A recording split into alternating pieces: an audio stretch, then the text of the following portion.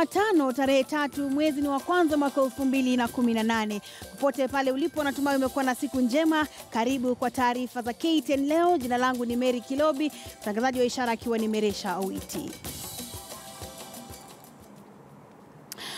Watu wawili wamefariki na wengine 6 kujeruhiwa baada ya jengo limokuwa kuporomoka katika eneo la majengo mapya mtaa wa Pipeline hapa jijini Nairobi.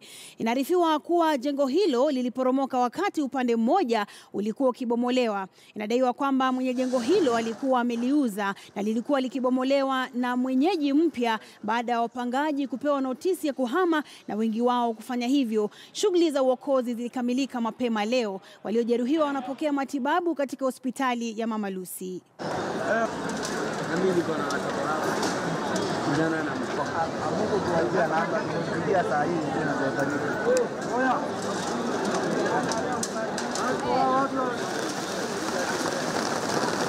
Hii ni nyumba ambayo ilikuwa inatolewa mabati, ambayo ilikuwa tayari mwenyewe alikuwa anataka kuijenga, alafu ikiondolewa mabati ikaweza sasa kukorabs. Kuna wale ambao walikuwa wanaondoa mabati na alafu sasa ikawa ni ikakorabs at once. Kwa hivyo kutoka hapo sijui ndio namna gani.